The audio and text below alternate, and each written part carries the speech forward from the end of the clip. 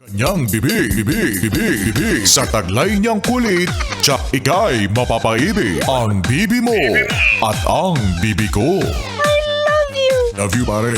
Bibo! Bibo!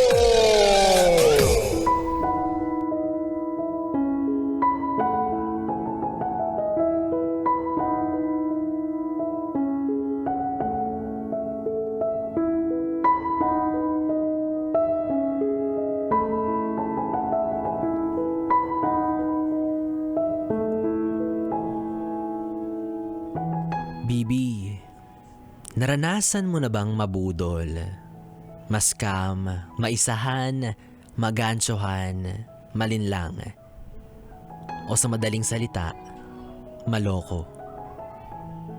Lahat naman siguro tayo sa buhay natin, minsan na nating naranasan to.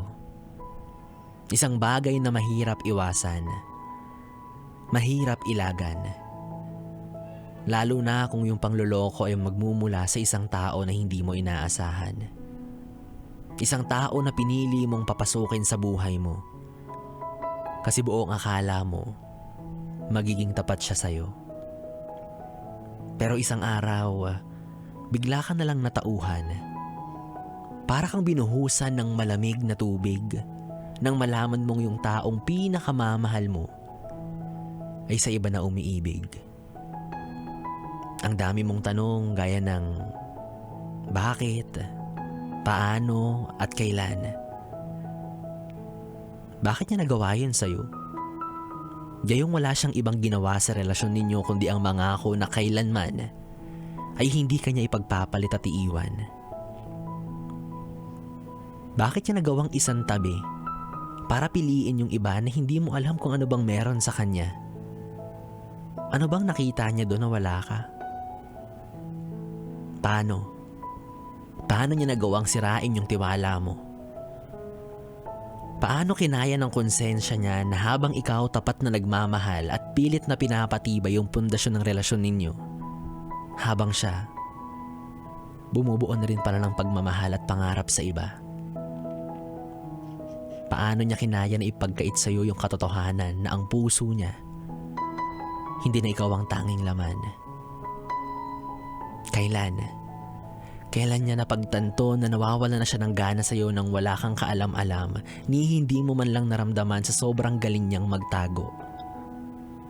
Kailan niya sinimulang ipakita sa iba yung uri ng pagmamahal niya na akala mo ikaw lang ang habang buhay na makakaramdam?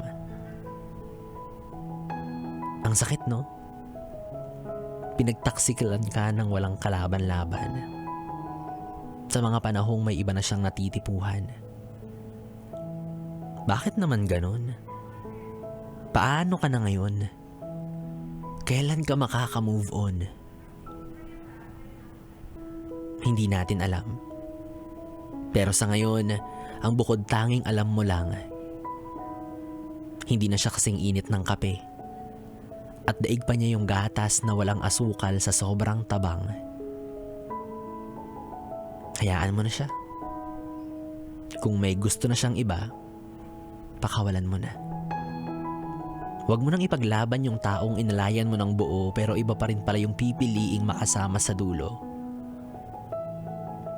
Kaya ako sinasabi ko sa'yo, kapag naging tayo tapos niloko mo ko, hindi ko yun kawalan.